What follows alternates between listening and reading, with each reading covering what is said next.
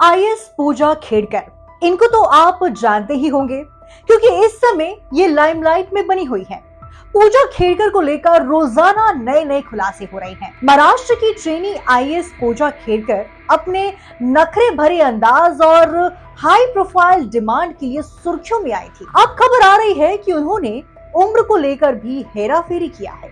उन्होंने महज 3 साल के अंदर में 2 डॉक्यूमेंट में अपनी उम्र अलग अलग बताई है। बीते दिन पूजा के मेडिकल कॉलेज के प्रोफेसर ने दावा किया था कि उन्होंने अपनी शारीरिक विकलांगता को लेकर झूठ बोला। हालांकि आईएएस पूजा ने अभी इन दावों को लेकर कुछ भी नहीं कहा है, लेकिन अब सरकार ने पूजा खेड़कर को लेकर एक बड़ा एक्शन लिया है।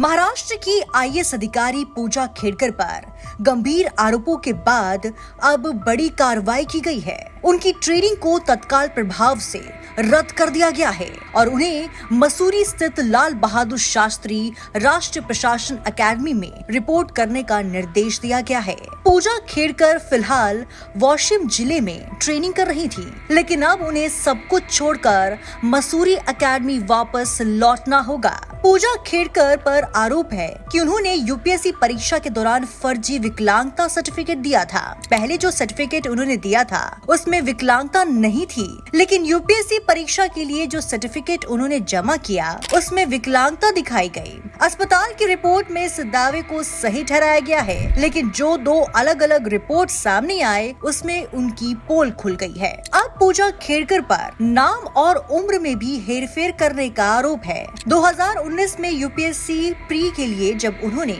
आवेदन किया था, तब खेड़कर पूजा दिलीप राव नाम से रजिस्ट्रेशन कराया था। बाद में आईएएस ने अपना नाम पूजा मनोरमा दिलीप खेड़कर हो गया। 2020 में पूजा ने अपने नाम से पहले डॉक्टर और नाम के बाद अपने पिता दिलीप राव का नाम लिखा।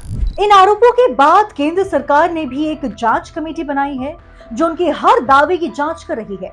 इसी बीच एक बड़ा फैसला लेते हुए उनकी ट्रेनिंग को बीच में ही रोकने के आदेश दिए हैं। महाराष्ट्र के वाशिम जिले में चल रही ट्रेनिंग तत्काल प्रभाव से रद्द कर दी गई है और उन्हें 23 जुलाई तक मसूरी अकादमी में रिपोर्ट करने को कहा गया है।